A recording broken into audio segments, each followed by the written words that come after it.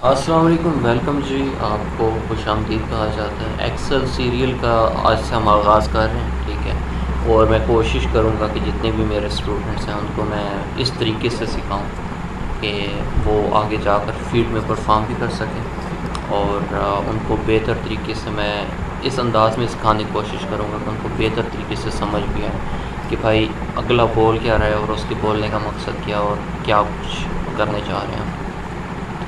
देखिए, एक्सेल जो है वो कोई बड़ी तोप चीज़ नहीं है। बंदा कहे कि भाई बहुत ही जो है ना कोई साइंटिफिक चीज़ है या कुछ भी ऐसी चीज़ है, तो बहुत नॉर्मल सी और सिंपल सी चीज़ है, ठीक है। एक्सेल के अंदर मेनली क्या होते हैं, फार्मूलाज होते हैं। उन फार्मूलाज को कैसे यूज़ करना है और उन फार्मूलाज को आप कैसे एडवांस जो है ना लेवल पर लेकर जा सकते हैं, वो सारे का सारा सिखाया जाएगा। कोई ज़रूरी इसमें नहीं है कि भाई आपको पहले एक्सपर्ट होना ज़रूरी था या कि क्या कुछ। तो बेसिक जो है ना एक एक फार्मूला करके मैं ये जो लेक्चर्स हैं वो तैयार करूँगा, ताकि आहिस्ता आहिस्ता चलेंगे तो आपको अच्छे से समझ आएगी। अच्छा, इसमें आपने जो है ना मेरे साथ एक वादा ज़रूर करना है इस सीरियल में कि भाई अपने जब कभी भी कोई चीज़ सीखनी है, ठीक है, उसको दूसरों को लाजमी सिखाना है। इससे होगा क्या, इससे एक तो ये है कि उस बंदे का भला हो जाएगा। वो किसी को सिखाएगा तो ज़ाहिर बात है नेकी का काम है। और थर्ड ये है कि आपकी प्रैक्टिस भी हो जाएगी। आपने प्रैक्टिस लाजमी करनी। ज़ाहिर बात है, जब एक मेजर आपको मसला पड़ता है तो उस टाइम पर अगर आप प्रैक्टिस आपकी नहीं होगी तो आपको माइंड आपका साथ नहीं देगा और आपको जो चीज़ है वो सही तरीके से कन्वे नहीं हो पाएगी वैसे कि भाई असल में इस सिचुएशन में मुझे करना क्या है, इस हालात में मुझे क्या करना चाहिए।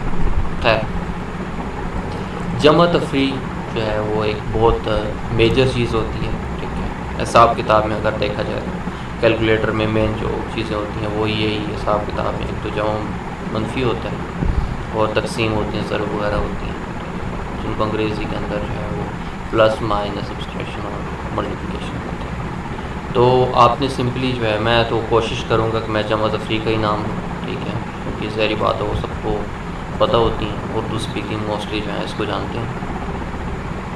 तो करना हमने ये है कि हमने जितनी भी चीज़ें हैं उनको इस तरीके से बोलना और बताना है जो कि कुछ ऐसे लोग होंगे कि ज़ाहिर बात है उनको अंग्रेज़ी की वैसी जो शिकें होती हैं, अंग्रेज़ी के वो जो अल्फाज होते हैं वो समझ उनको ना आए। तो हम ऐसा कोशिश करेंगे कि ऐसे अल्फाज को इस्तेमाल करें जो कि हर एक के तकरीबन समझ में आए, ठीक है, ताकि मेजॉरिटी जो है इससे फ़ायदा उठा सके। खैर जी, हमने करना क्या है कि ये जो आपको सामने नज़र आ रहे हैं ना खाने, ये खाने आपको बताने के लिए होते हैं कि भाई असल में ये खाना शुरू कहाँ से हो रहा है और ख़त्म कहाँ पर हो रहा है, ठीक है।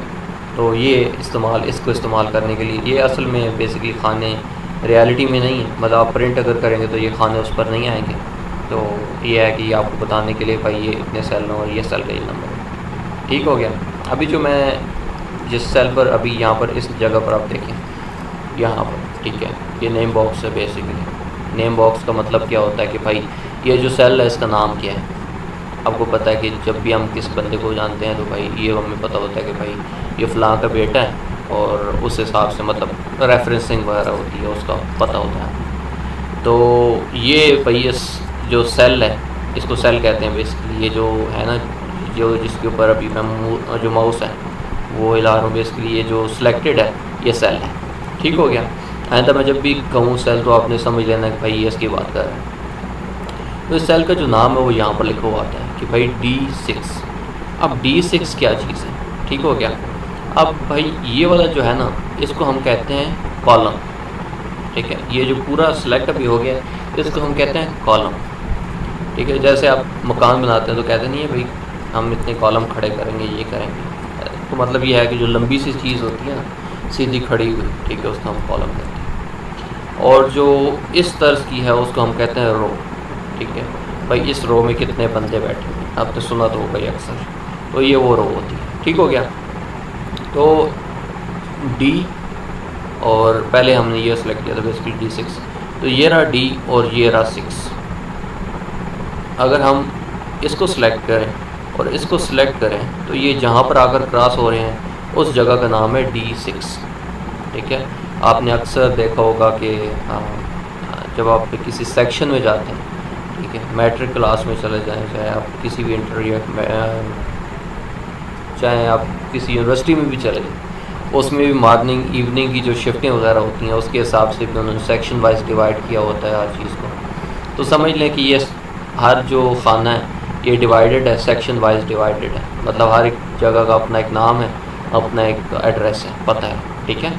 तो ये वाला जो है इसका पता है D6, D ये वाला और 6 ये वाला, ठीक हो गया।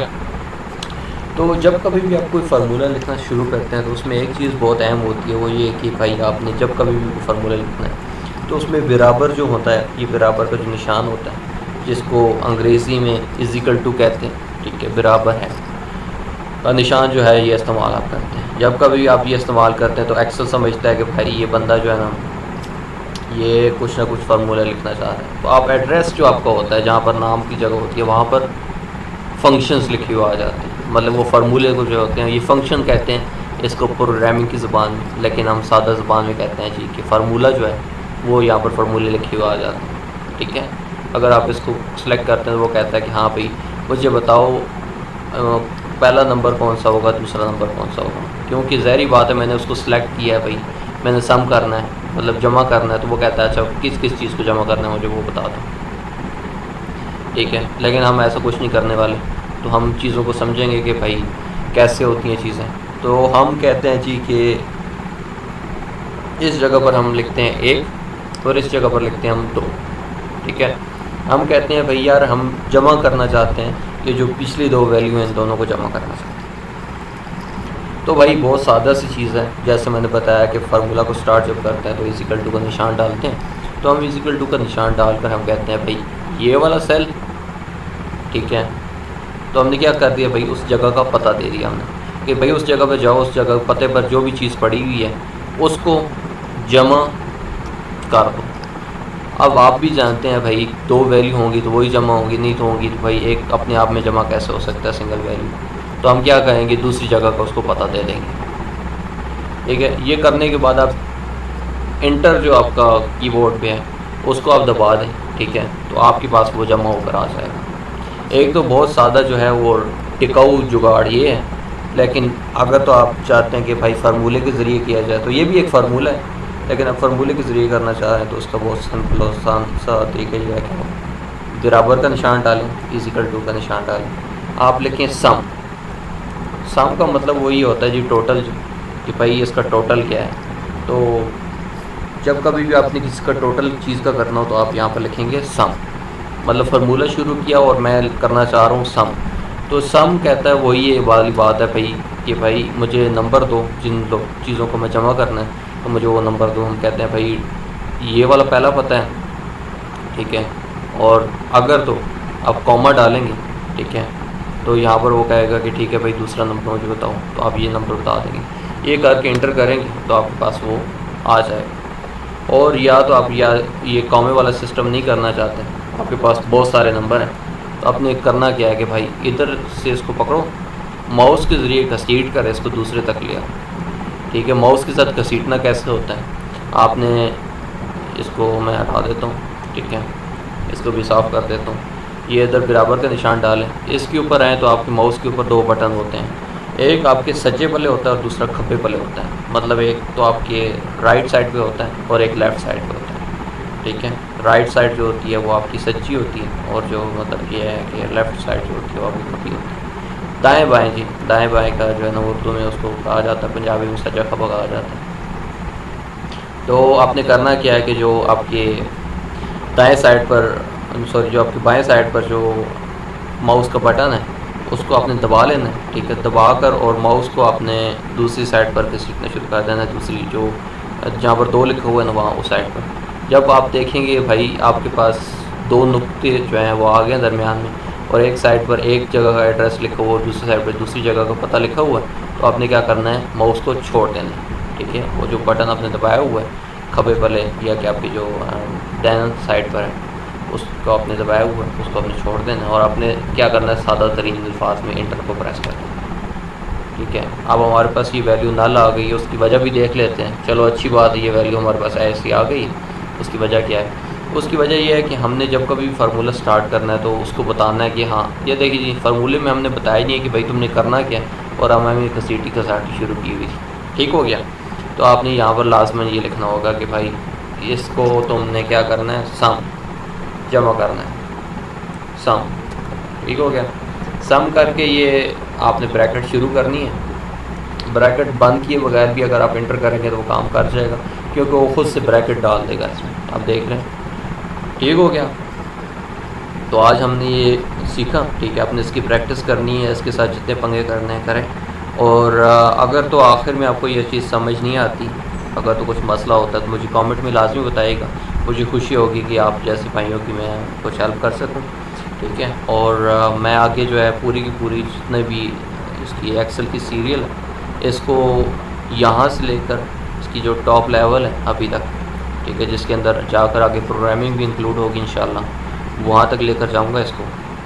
तो अगर तो आप चाहते हैं कि आप इस सीरीज़ का हिस्सा बने तो मेरे चैनल को लाजमी सब्सक्राइब कीजिएगा। अगर पसंद आई ये वीडियो तो इसको लाजमी जो है लाइक कीजिएगा, दूसरे लोगों के साथ भी शेयर कीजिएगा, हो सकता है किसी का भला हो जाए।